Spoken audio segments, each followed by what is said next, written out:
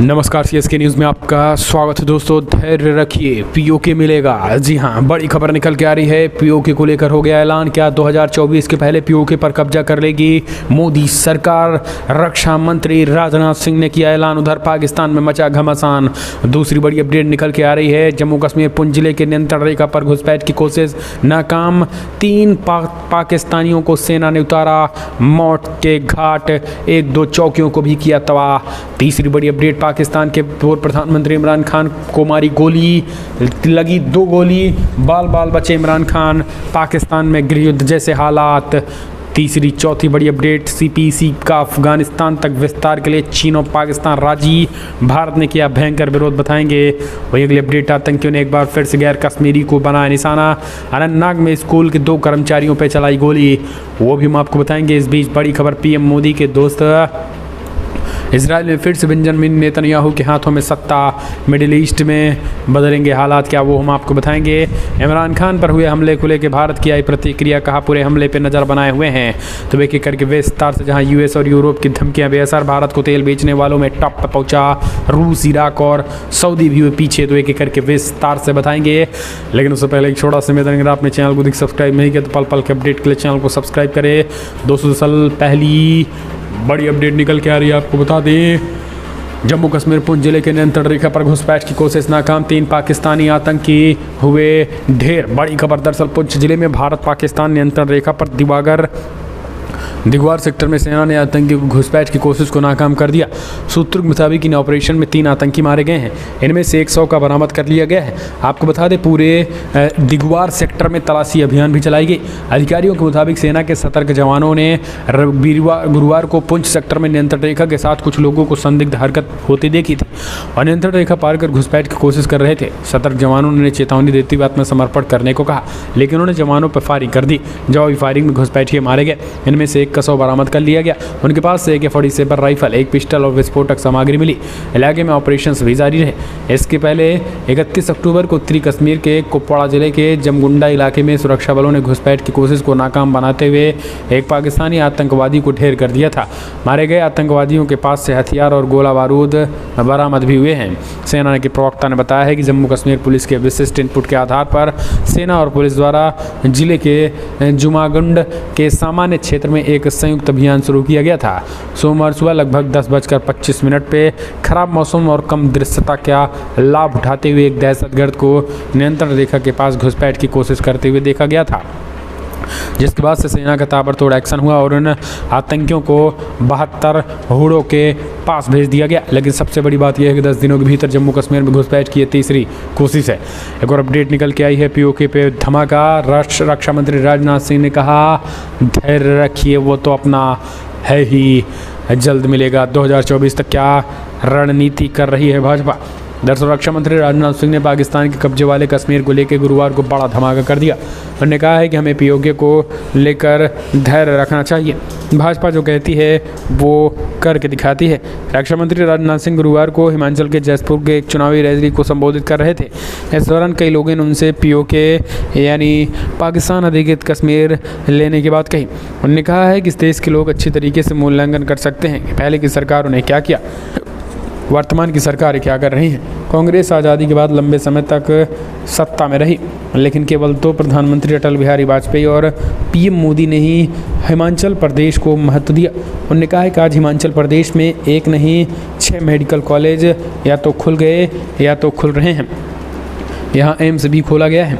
आपको बता दें, इस बीच जो है वो पीओके को लेकर उन्होंने बड़ा धमाका, आपको बता दें, रक्षा मंत्री राजनाथ सिंह इससे पहले भी कर चुके हैं। एक और अपडेट, बिग ब्रेकिंग न्यूज़ निकल के आई है, जहां जैविक हथियार मामले में रूस को मिला बस चीन के साथ यूएनएससी वोटिंग में भारत ने बनाई दूरी। रूस और यूक्रेन जंग के बीच भारत ने यूएनएससी में पारित एक प्रस्ताव से दूरी बना ली। दरअसल यूक्रेन की ओर से जैविक हथियारों के इस्तेमाल को लेकर बड़ा दावा किया गया था। संयुक्त राष्ट्र सुरक्षा परिषद में रूस ने दावा किया था कि अमेरिका की मदद से यूक्रेनी सैनिक जैविक हथियारों का इस्तेमाल कर रहे हैं। रूस ने इस मामले में यूएनएससी से जांच की मांग करते हुए प्रस्ताव पारित किया था। कहा गया था कि रूस यूक्रेन की प्रयोगशालाओं में जैविक हथियारों के इस्तेमाल की जांच के लिए एक आयोग गठित किया जाए। हालांकि रूस के इस मसौदे से भारत ने खुद पूरी तरीके से दूरी कर ली। रूस के इस प्रस्ताव पर यूएनएससी में वोटिंग कराई गई, जिनमें रूस को सिर्फ चीन का साथ मिला। वहीं अमेरिका अमेरिका, ब्रिटेन और फ्रांस ने प्रस्ताव के खिलाफ मतदान किया। भारत समेत अन्य देशों ने इस वोटिंग में भाग नहीं लिया है। हम चलते हैं, एक और अपडेट निकल के आई है दोस्तों, बिग ब्रेकिंग, जहां पाकिस्तान के पूर्व प्रधानमंत्री इमरान खान पे चली गोली, बाल बाल बचे इमरान खान। दरअसल पाकिस्तान के पूर्व प्रधानमंत्री इमरान खान पर हमला हो गया, उन पे फायरिंग की गई। इमरान के पैर में जो है वो गोलियां लगी और वो लाहौर के हॉस्पिटल में भर्ती है। उनके पैर की एक हड्डी टूट गई। इस बीच पाकिस्तान में जमकर राजनीति हो रही है। पाकिस्तान तहरीक इंसाफ PTI हमले को लेकर हमलावर बनी हुई है। पार्टी दावा कर रही है कि इमरान खान की हत्या करने के मकसद से ये हमला किया गया है। इस बीच ये भी दावा किया गया है कि हमले के पीछे 3 लोग हो सकते हैं। इनमें प्रधानमंत्री शहबाज शरीफ का भी नाम है। PTI नेता असद उमर ने एक वीडियो जारी कर कहा है कि पार्टी अध्यक्ष इमरान खान ने 3 नाम लिए हैं जो इस हमले के पीछे हो सकते हैं। उन्होंने कहा है कि इमरान खान ने हमें बुलाया और हमें अपनी ओर से ये संदेश देश तक पहुंचाना चाहते हैं। उन्होंने कहा है कि उन्हें पहले भी कुछ जानकारी मिली थी। उनका मानना है कि हमले में 3 लोग शामिल हो सकते हैं। इमरान खान ने पहले ही PM शहबाज शरीफ, गृह मंत्री राणा सनाउल्लाह खान और मेजर जनरल फैसल नसीर को जिम्मेदार ठहराया है। तो ये एक तरीके से जो है वो अभी से आरोप प्रत्यारोप का दौर शुरू हो चुका है। एक और अपडेट निकल के आई है दोस्तों, बिग ब्रेकिंग निकल के आ रही है, जहां POK की वो चाबी जो खोलेगी 2024 BJP की राह करेगी आसान। जी हाँ, दरअसल आपको बता दें गुजरात विधानसभा चुनाव 1 से और 5 दिसंबर को होने की घोषणा हो गई। रक्षा मंत्री राजनाथ सिंह ने 10 दिनों में लगातार दूसरी बार ये बयान दिया, पाकिस्तान अधिकृत कश्मीर हम लेके रहेंगे। जो BJP कहती है वो करती है और यही कारण 2024 के संकेत दिखने लगे। एक और अपडेट, CPEC का अफगानिस्तान तक विस्तार के लिए चीन और पाकिस्तान राजी, भारत ने किया विरोध। संप्रभुता और क्षेत्रीय अखंडता के मुद्दे पर भारत के विरोध के बावजूद पाकिस्तान और चाइना ने अफगानिस्तान में चीन पाकिस्तान आर्थिक गलियारा CPEC का विस्तार करने की योजना पर आगे बढ़ने का फैसला किया है। दरअसल आपको बता दें CPEC चीन का सबसे महत्वाकांक्षी परियोजना बेल्ट एंड रोड इनिशिएटिव का एक महत्वपूर्ण हिस्सा है, जिसका उद्देश्य प्राचीन व्यापार मार्गों को फिर से एक्टिव करना है। भारत ने लगातार 60 अरब अमेरिकी डॉलर की इस परियोजना का विरोध किया। यह परियोजना बलूचिस्तान में पाकिस्तान के दक्षिणी ग्वादर बंदरगाह को चाइना के पश्चिमी शिनजियांग से जोड़ता है और पाकिस्तान के कब्जे वाले कश्मीर से होकर गुजरता है। पाकिस्तान के प्रधानमंत्री शहबाज शरीफ की बीजिंग की आधिकारिक यात्रा के दौरान चीन ने बुधवार को पाकिस्तान को देश के स्थायी आर्थिक और रणनीतिक परियोजनाओं के लिए अपने निरंतर समर्थन का आश्वासन दिया। एक और अपडेट निकल के आई है दोस्तों, आतंकियों ने एक बार फिर से गैर कश्मीरियों को बनाया निशाना, अनंतनाग में स्कूल में 2 कर्मचारियों पर चलाई गोली। दरअसल जम्मू कश्मीर में आतंकियों ने एक बार फिर से टारगेट किलिंग की घटना को अंजाम दिया। आतंकियों ने गुरुवार को अनंतनाग में 2 कश्मीरी गैर कश्मीरी नागरिकों को गोली मार दी। दोनों को घायल अवस्था में हॉस्पिटल में भर्ती कराया गया। आतंकियों को की गोली का निशाना बनने से 2 गैर कश्मीरी में एक बिहार का जबकि दूसरा शख्स पड़ोसी देश नेपाल का रहने वाला है। दोनों ही बोंदियाल नामग्यान इलाके में स्थित एक प्राइवेट स्कूल में कर्मचारी हैं। घटना को लेकर कश्मीर जोन पुलिस ने ट्वीट किया है। आतंकियों ने 2 प्रवासी मजदूर, एक बिहार और दूसरा नेपाल पर गोलियां चलाई। दोनों अनंतनाग बोंदियापुरा एक निजी SBS स्कूल में काम कर रहे थे। दोनों को हॉस्पिटल में भर्ती कराया गया। बता दें घटना की जुड़ी पूरी जानकारी बाकी है। एक और अपडेट निकल के आई है, यूरोप, US और यूरोप की धमकियां बेअसर, भारत को तेल बेचने वालों में टॉप पे पहुंचा रूस और इराक और सऊदी पीछे। अमेरिका और यूरोप भले ही रूस से भारत के तेल खरीद को लेकर कई बार आपत्ति जताई हो, लेकिन इसमें दोनों देशों के कारोबारी रिश्ते पर कोई असर नहीं पड़ रहा है।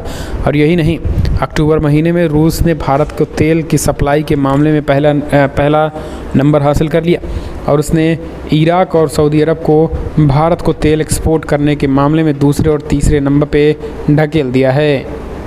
शिपिंग डेटा के आधार पर सामने आई मार्केट रिपोर्ट्स में जानकारी दी गई है।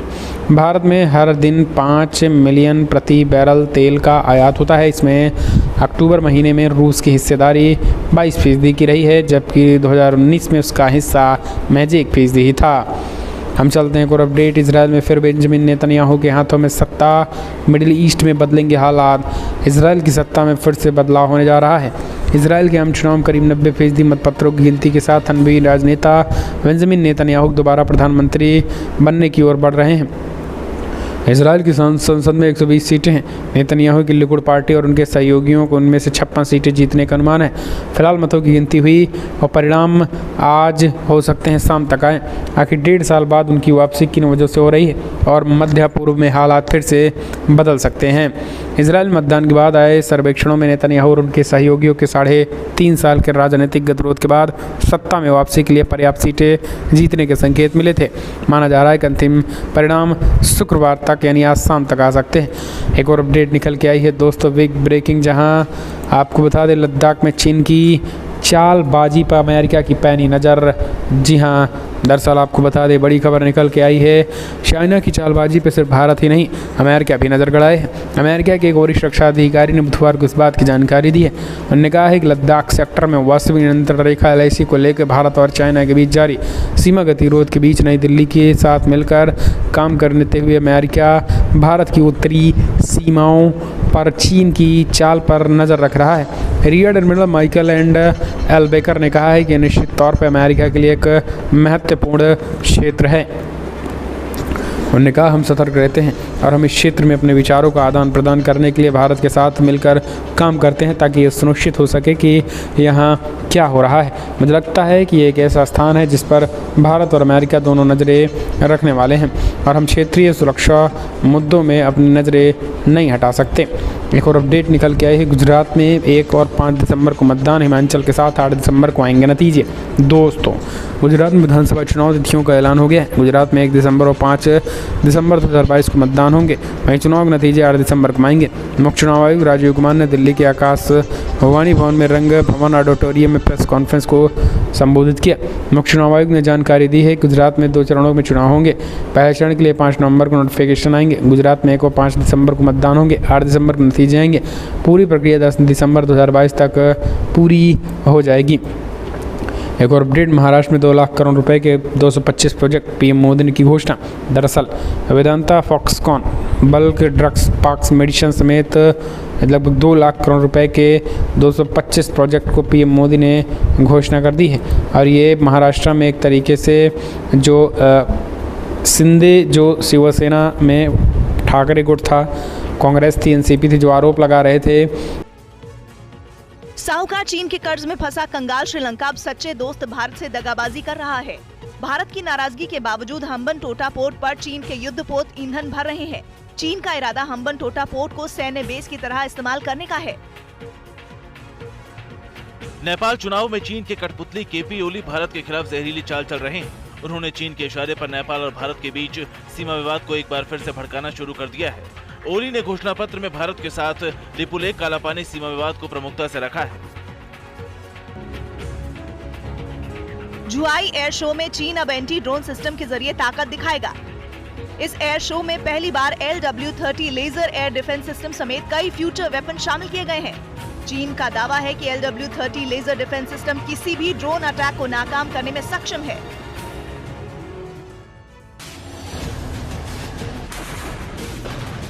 ताइवान स्ट्रेट से लेकर साउथ चाइना सी तक चीन एक बार फिर जंगी तैयारियों में जुटा है। PLA की वॉर ट्रेनिंग का लेटेस्ट वीडियो सामने आया है। तस्वीरों में चीन के सैनिक डमी हमलों की प्रैक्टिस करते दिखाई दिए।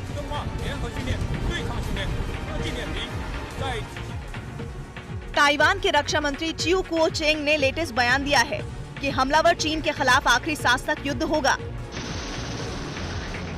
कब्जाधारी चीन के सामने ताइवान कभी सरेंडर नहीं करेगा। चीन को संभावित युद्ध से बर्बादी के अलावा कुछ हासिल नहीं होगा। DRDO प्रमुख डॉक्टर S कामत ने BMD डिफेंस सिस्टम को बैलिस्टिक मिसाइलों के खिलाफ गेम चेंजर बताया है। BMD सिस्टम चीन पाकिस्तान की 5000 किलोमीटर रेंज तक किसी भी मिसाइल को इंटरसेप्टर के जरिए मार गिराएगा। 2025 तक सभी परीक्षण पूरे होने के बाद BMD सिस्टम से न्यूक्लियर अटैक भी नाकाम किए जा सकेंगे।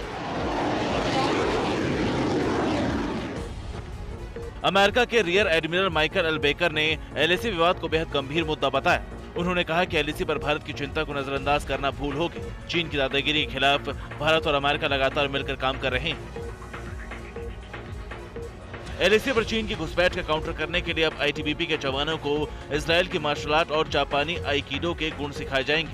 नए ट्रेनिंग मॉड्यूल में 20 नई तकनीकें जोड़ी गई। ट्रेनिंग पूरी होने के बाद ITBP के जवान PLA के सैनिकों को बिना हथियारों के भी धूल चटा देंगे। बुर्का नहीं पहनने पर अफगानी छात्राओं को तालिबानियों ने कोड़ों से पीटा। कई छात्राओं पर बेरहमी से कोड़े बरसाए गए। और तो और यूनिवर्सिटी में इन छात्राओं की एंट्री को भी बैन कर दिया गया।